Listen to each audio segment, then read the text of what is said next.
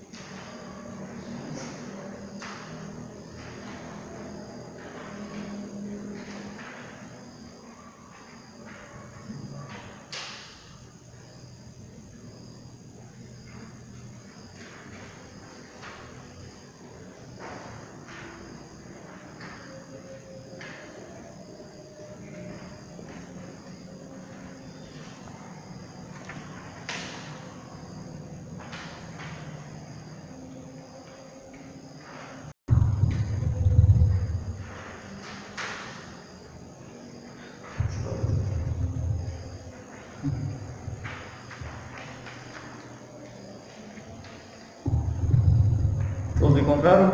2 Pedro, capítulo 3, verso 17 ao verso 18. Diz assim a palavra de Deus: Vós, pois, amados, prevenidos como estáis de antemão, acautelai-vos, não suceda que, arrastados pelo erro desses insubordinados, descaiais da vossa própria firmeza. Antes, crescer na graça e no conhecimento de nosso Senhor e Salvador Jesus Cristo. A Ele seja glória, tanto agora como no dia eterno. Amém. Mais uma vez, vamos estar orando. Senhor Deus, louvamos, adorando o Senhor, como ainda fizemos, por meio do hino, por meio, Pai, também da oração. Nesse instante, ó Deus, prepara o nosso coração para estarmos meditando em Tua palavra.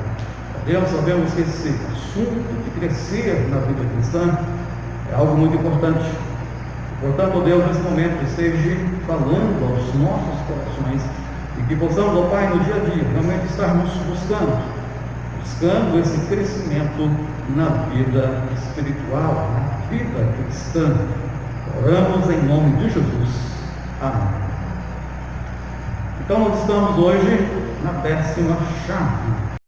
Na verdade, o livro de onde foi feito os estudos trazia apenas 8 chaves, né?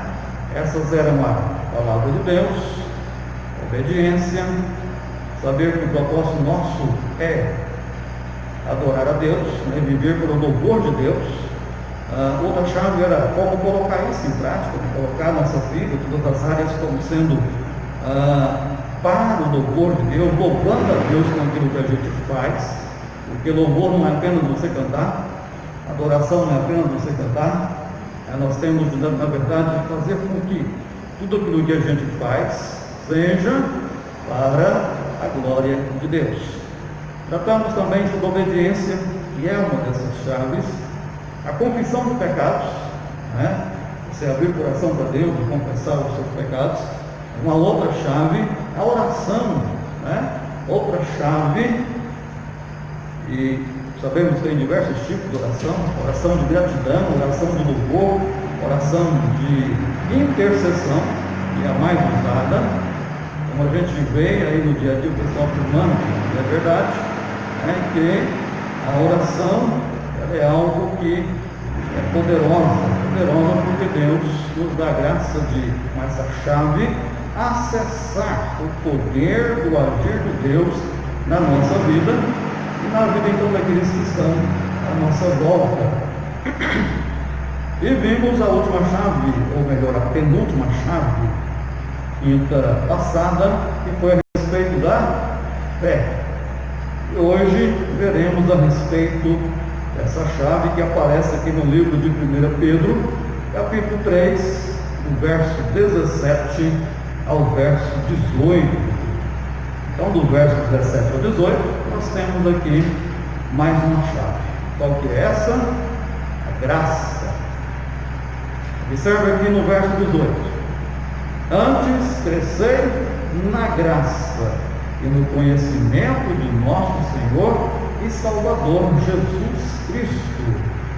Então, está aqui dizendo para que a gente, no dia a dia, busque esse crescimento na graça. É interessante que até mesmo também Jesus, quando se fala a respeito do crescimento de Jesus, lá no livro de Lucas, capítulo 2, 52, lá vai dizer que Jesus crescia tanto em tamanho físico, crescia também em sabedoria e em graça diante dos homens e diante de Deus. Isso está lá em Lucas 2, 52. Temos aí a nossa introdução. Vou estar acompanhando aí com vocês.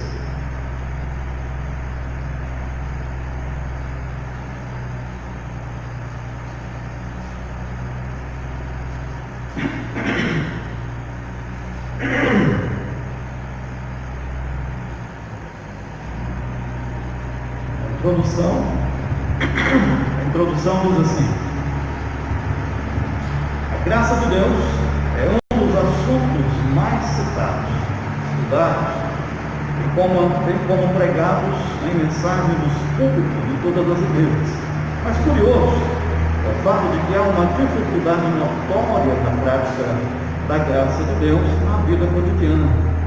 Mesmo aqueles que confessam que a graça, por meio da obra de Cristo na cruz, é suficiente para nos salvar, ainda se acham relutantes no seu íntimo em receber e aceitar plenamente a graça de Deus em suas vidas.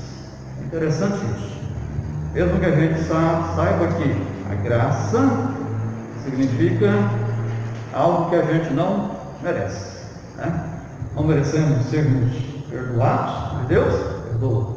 Não merecemos sermos salvos, não merecemos o céu, mas Deus nos salva. Como a gente tem sempre dito, né? Uma definição bem pequena é o seguinte: graça é favor imerecido. Favor imerecido. Vamos agora tratar no primeiro tópico sobre a graça de Deus e a justiça própria. Quando nós falamos sobre a questão de justiça própria, se refere aos nossos méritos, né? Vamos dizer que alguém conseguiu, na verdade, aguardar, né, durante muito tempo, 6 mandamentos. E aí ele vai pensar: bom, esse mérito aqui, capaz que eu já consigo ser salvo. Não, a salvação não é assim. Mesmo que a gente conseguisse praticar, né, 99%, e se a gente pecasse 1%, não tinha como merecer o céu. A gente vai até ver daqui mais um pouco que se você então guarda todos os mandamentos, mas de repente tropeça em um, você perdeu todo o trabalho dos outros 9 mandamentos. Além também de dizer que a lei não é só aqueles 10 mandamentos, tem muitas outras coisas que faz parte da lei. Então, quando a gente quer tentar ser salvo pelo próprio esforço, isso se chama justiça própria. E a justiça própria nossa não tem como merecer de Deus nem as bênçãos e nem também a salvação, apesar que nós sabemos que nós temos o dever de obedecer. Aqui diz, na parte escrita, pode acompanhar comigo: Paulo, depois de plantar diversas igrejas, teve a grande decepção de receber notícias de que algumas igrejas, daquelas que ele havia plantado, motivadas por mensageiros hereges, ou mensageiros do erro dos judeus, no meio deles estavam voltando da prática da circuncisão e da guarda da festa do Antigo Testamento, de festas, né, do Antigo Testamento, e até mesmo a questão também, né, de guardar os sábados. Olha o que Paulo disse a esse respeito das igrejas da região da Galácia. Vamos lá. Gálatas capítulo 5, verso 4. Vejamos aí o que Paulo diz. Gálatas capítulo 5, verso 4.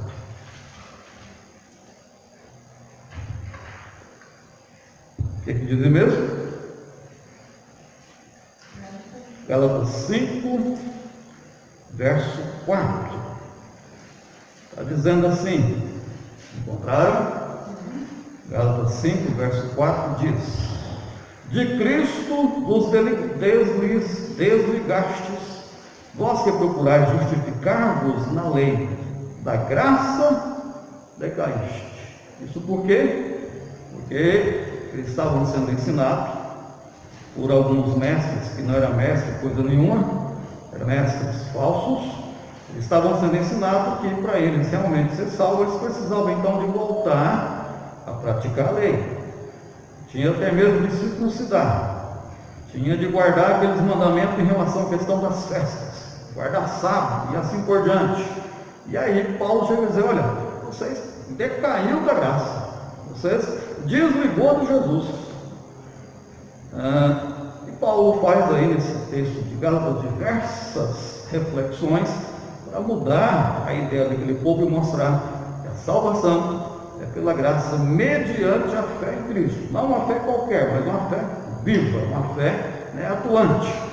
Continuando aí, nós paramos em Gálatas 5,4, no nosso texto da folha, diz: Paulo chegou a dizer que eles estavam vivendo outro evangelho. Vou voltar um pouquinho atrás aí, no livro de Gálatas capítulo 1, verso 6 e verso 7.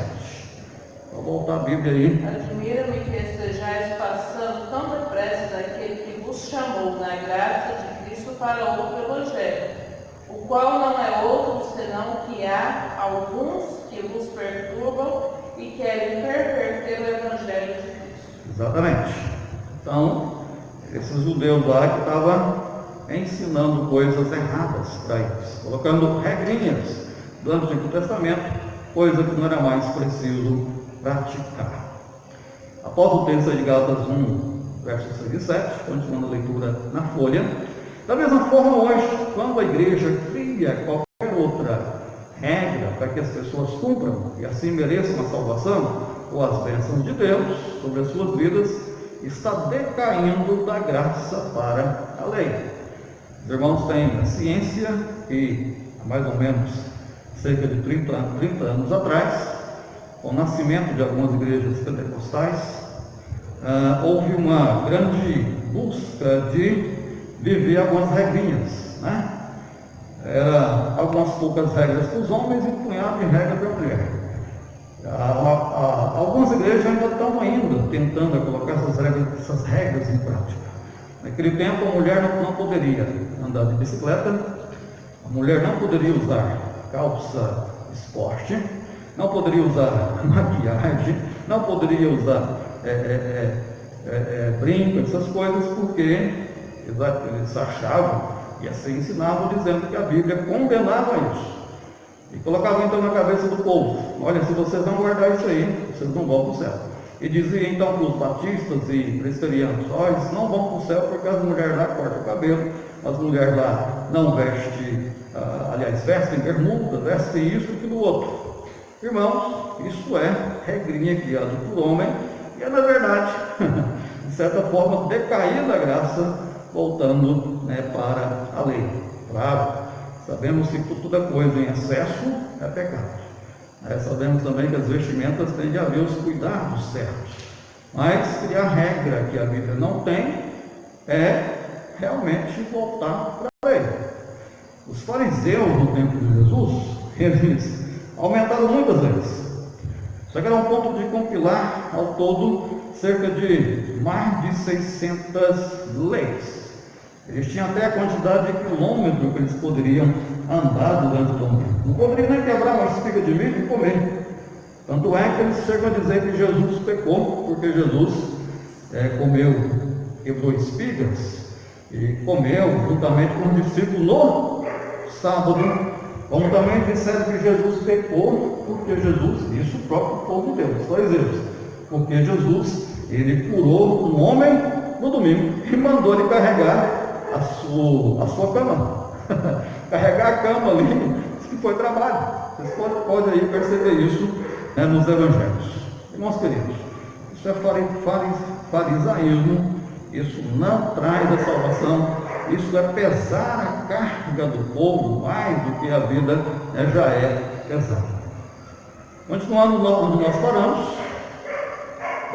aqui da graça para a lei, deixando-as sujeitas a uma tremenda culpa por não conseguir guardar a lei, facilitando o orgulho espiritual por aqueles que conseguem guardar essas regras, e assim deturpando o verdadeiro evangelho.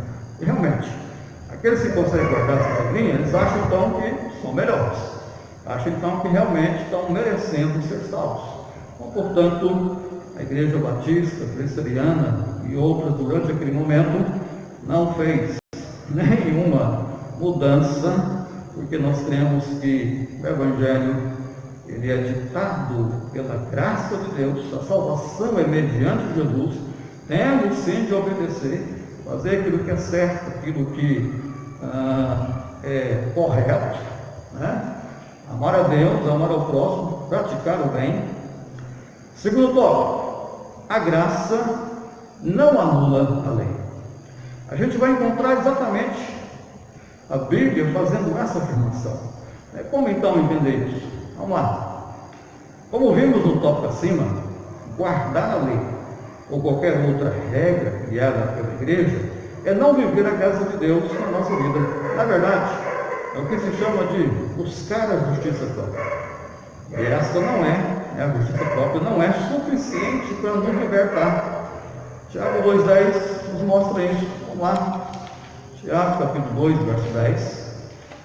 Possuímos uma altar do qual não tem direito de comer no tabernáculo. Irmã, dá só uma mudadinha aí, e eu vou te esperar fazer isso. Capaz você só ler o primeiro. Dá uma olhadinha no número 2 lá em cima no Pedro. Você vai para o segundo Pedro que vai dar certo. 2,10. Pedro. Desculpa, meu irmão, desculpa. Eu estou fazendo confusão também aqui. Acredita? Tiago, capítulo 2, verso 10. Dá uma olhadinha no que encontrou ele. Eu li para Tiago 10, capítulo 2, versículo 10. Tá certo. E o outro é Pedro? Não, Pedro vai ser daqui a pouco. Pode ler de novo o Tiago 2,10.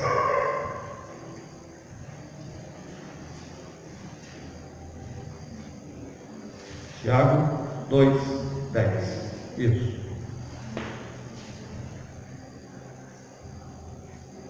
Pois qualquer que guarda toda a lei, mas tropeça em um só ponto, e se torna culpado de tudo. Então, pode guardar toda a lei, mas se tropeçar em um, torna culpado de todos. Isso aqui é a própria palavra de Deus que nos diz. Você pode guardar os 9 mandamentos, mas se tropeçar e praticar a cobiça, você perde o trabalho de guardar os outros 9. Então, portanto, ninguém consegue ser salvo pela prática da lei. Ninguém consegue ser salvo por aquilo que ele faz, pela obediência própria. Não tem como. Continuando, nós temos mais outro texto. No final aqui desse primeiro parágrafo, continuando a lei. Então pensamos que não precisamos guardar nada do que se refere à lei, quanto ao aspecto de festas, sábados, circuncisão, lei dietética, isto é, quanto à restrição de certos alimentos, tipo como imundo e rituais de sacrifício, sim, não precisamos guardá-los. Agora vamos lá para Colossenses capítulo 2. Verso 14. tendo cancelado o escrito de dívida que era contra nós e que constava de ordenanças, o qual nos era prejudicial, removeu inteiramente, encravando-o na cruz. E despojando principados e as potestades publicamente, os expôs ao desprezo, triunfando deles na cruz. Exatamente. Ninguém, pois, nos julgue por causa de comida e de bebida, ou de dia de festa, ou lua nova, ou sábados, porque tudo isso tem sido sombra das coisas que haviam de vir. Porém, o corpo é de Cristo. Exatamente. Primeiramente, no verso 14, a gente vê que a Bíblia mesmo que vai dizer que algumas ordenanças eram contra nós, mas eram difíceis de praticar. Tendo cancelado o escrito da dívida, que era contra nós, e que constava de ordenanças. Não era fácil praticar a lei do Antigo Testamento, não. Se você estivesse aí com uma ferida aberta e sangrando, você estaria imundo. Você não poderia ficar no meio da sociedade. Você não poderia ir ao templo. Você não poderia ir em um outro ajuntamento de pessoas. Você tinha que ficar em casa até estancar ali aquele sangramento. É o mesmo caso também da mulher durante a menstruação. Carne de peixe, como peixe pintado, que é uma carne gostosa, excelente, não poderia comer, porque ele é peixe de couro. Só poderia comer peixe de escama.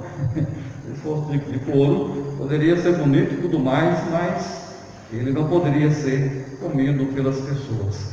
Então era bastante difícil. Verso 16 e 17 mostra essa questão aí ao ponto de Paulo dizer, olha, ninguém julga vocês, e nem deve julgar vocês por meio de questão de guardar sábado, lua nova, não, isso ficou para trás. Ele vai dizer, olha, isso aí era sombra do que ia vir, o perfeito já veio. Sombra do quê? Sombra daquilo que veio a partir de Jesus Cristo. O Evangelho bem claro, a graça bem clara, a salvação através da fé em Cristo. Último parágrafo do tópico 2. Mas, ao que se refere aos 10 mandamentos, temos sim o dever de guardá-los, não com o propósito de ter merecimento da salvação. Romanos 3:31 vai nos mostrar isso. Romanos 3, verso 31. Anulamos, pois, a lei pela fé? Não, de maneira nenhuma. Antes confirmamos a lei.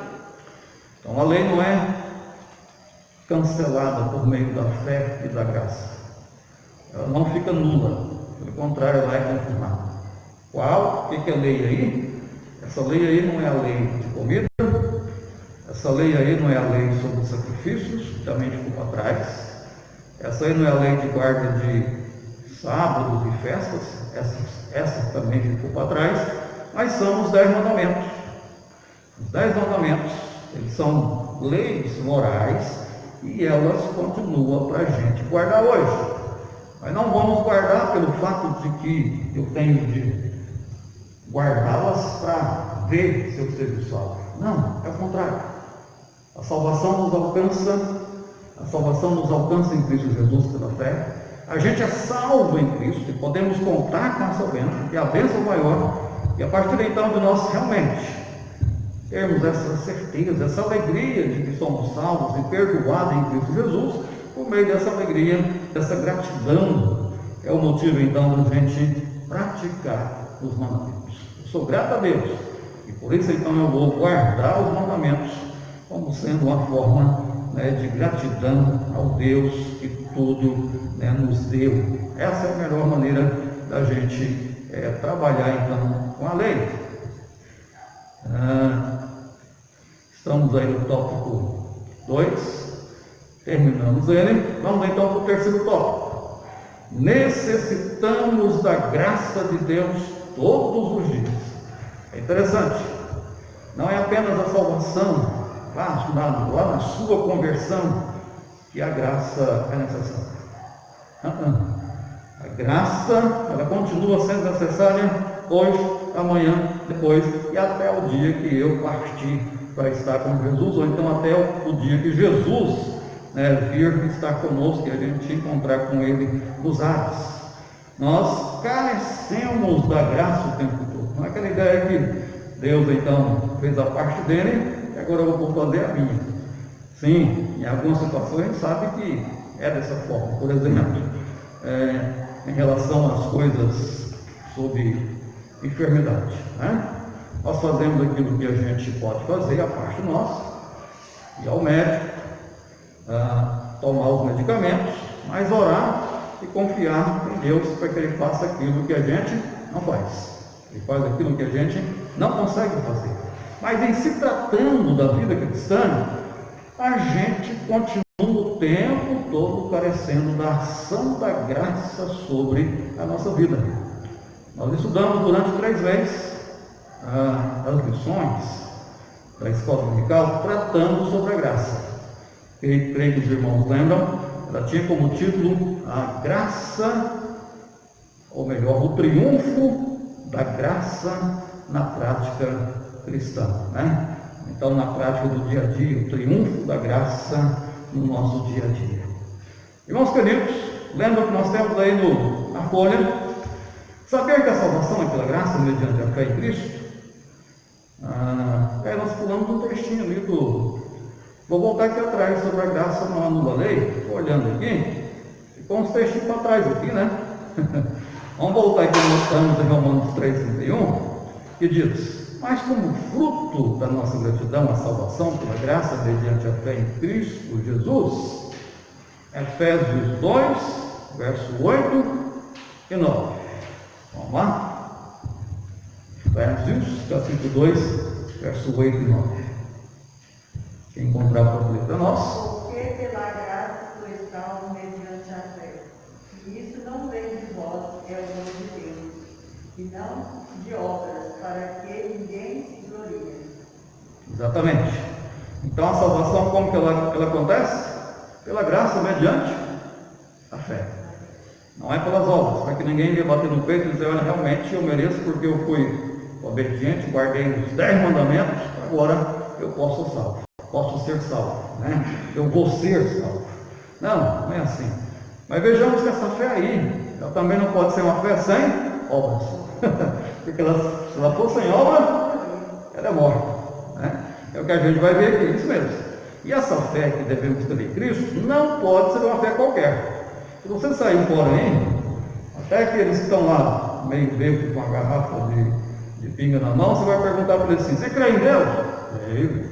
Você crê em Jesus? Ixi, creio muito. Mas o que essa crença está fazendo na vida dele? O que essa fé está fazendo na vida dele? Essa fé dele leva ele a ter compromisso com alguma igreja?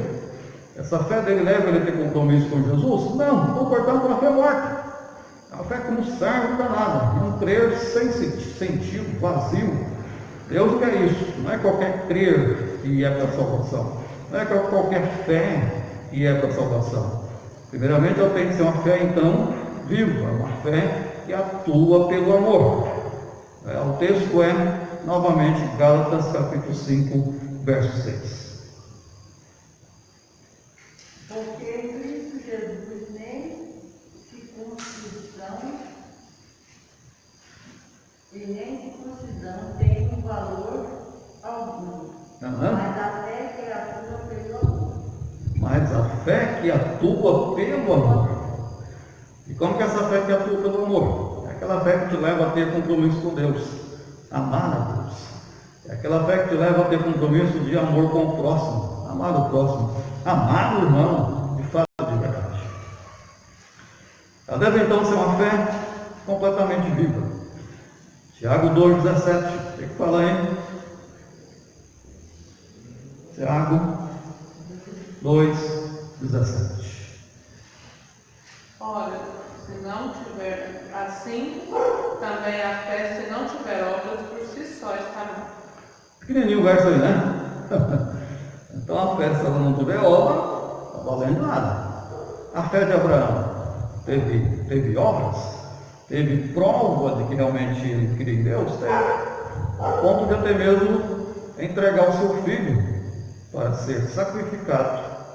Entregar seu filho ao sacrifício para Deus. No coração ele fez aquilo. Porque ele deu um golpe, né? O último golpe ali com o seu cutelo. Ele parou o cutelo no alto, porque o anjo bradou com ele. Então, realmente, ele teve obras que comprovou a fé dele. Nós também devemos, no dia a dia, obedecer a Deus, praticar boas obras que comprovem a fé nossa, como sendo uma fé viva, verdadeira. Terceiro tópico é esse. Precisamos perceber que a mesma graça que nos salvou em Cristo Jesus, ela continua operando em nosso coração, no processo da salvação e da transformação de Deus em nossa vida. Quanto a este assunto, no coração de alguns irmãos, vem o seguinte pensamento: Deus me trouxe a conversão, agora, daqui para frente, toda a tarefa restante, quanto a vencer as tentações, consagrar-se mais, tornar um cristão mais maduro, guardar os mandamentos, é tarefa minha. Como que é essa resposta?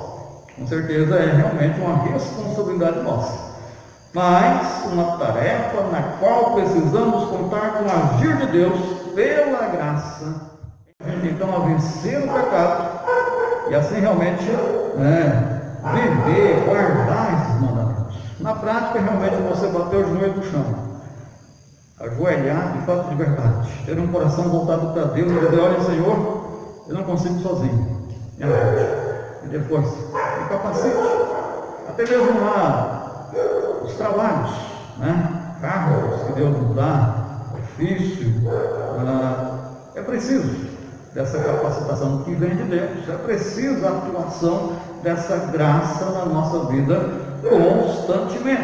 constantemente. E o homem que mais foi usado por Deus no Novo Testamento é o homem que mais fala da graça de Deus. Quem é? Paulo. Paulo conhecia muito bem a fraqueza dele. Paulo conhecia muito bem a obra de Deus e a necessidade então de que ele tinha da graça de Deus, porque se não fosse a graça de Deus na vida dele, ele merecia ser morto, porque ele era alguém que consentiu com a morte do primeiro mártir, lá o diácono Estevão, estava lá confirmando, estava lá concordando com a morte de Estevão. E quando ele converte, ele estava na perseguição do povo de Deus. Então, Paulo conhecia muito bem o que é a graça de Deus, é algo então que a gente precisa o tempo todo. É preciso então a gente crescer na graça de Deus. Continuando aí, terminando essa parte. Ao contrário, pelas nossas próprias forças, o eco aqui não saiu, não seremos vitoriosos. Não é possível crescermos sem apropriar a graça de Deus sobre a nossa vida. 2 Pedro 3, 16 e 17. Vamos lá? Finalzinho aí da Bíblia. 2 Pedro 3, verso 17 e verso 18. 2 Pedro 3, 17 e 18. Quem encontrar, está lendo para nós.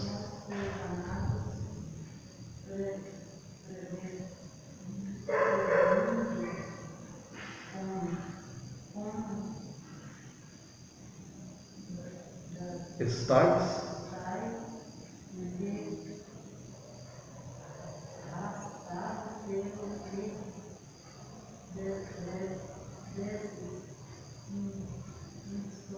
e subordinados, né?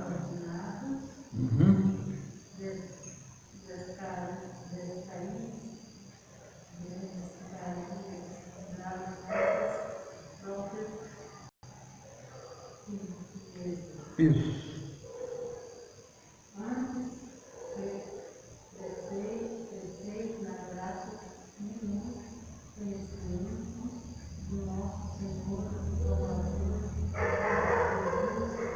Exato.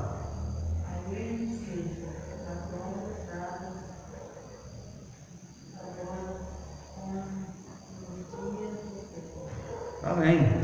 Então aí o verso 18 vai completar dizendo: crescei na graça. Nós então precisamos crescer na graça de Deus. No apropriar, aceitar, desejar, apropriar, né? Como alguns dizem, tomar posse, né? Tomar posse da graça de Deus no dia a dia, é nossa, Deus nos dá. Então devemos contar com essa graça que vem de Deus. Graça que vem em forma de livramento, graça que vem em forma de aumentar a nossa fé, graça que vem em forma de nos dar ousadia, coragem, graça que vem em forma de nos capacitar para a obra dele. Então, de diversas maneiras, devemos dia a dia realmente tomar posse da graça que vem de Deus, assim crescendo não só na fé, não só na obediência, não só na santificação, mas crescendo na graça de Deus, porque ela precisa sim, ela é necessária na nossa vida espiritual. As últimas linhas, um exemplo é o de Cristo, que em sua vida terrena crescia tanto em estatura como em graça. Lucas 5, ou melhor, corrigindo, Lucas 2, versos 52. Diz aí mesmo? E crescia Jesus em sabedoria, estatura e graça diante de Deus e dos homens. Amém. Ele crescia também, então, em graça, diante de Deus e diante dos homens. Concluindo, não cresceremos em nossa vida cristã sem a graça de Deus. Ou seja, crescer pelo esforço próprio nosso só, não dá em nada não. Nós precisamos, então, da graça que vem de Deus. Portanto, apropriemos dela, é o que? Da graça em nossa vida cristã cotidiana. E toda graça, ela é oferecida por meio de Cristo Jesus. E venhamos então realmente a viver essa graça na nossa vida. Saber que a salvação é por meio dela, saber que o crescimento é por meio dela, saber que as bênçãos somente que acontecem na nossa vida vêm pela graça de Deus, e é favor imerecido. Vamos então passar para os nossos compromissos, avisos. A gente informa a igreja que a irmã Verônica, filha do presbítero Paulo e a Verinha, foi feita uma cirurgia ontem, né? Graças a Deus ela está bem, está recuperando. Acho que é algo meio até simples, né? Mas claro, sim, tem as suas complicações, então ela está bem. Quanto aos nossos trabalhos, domingo de manhã nós faremos a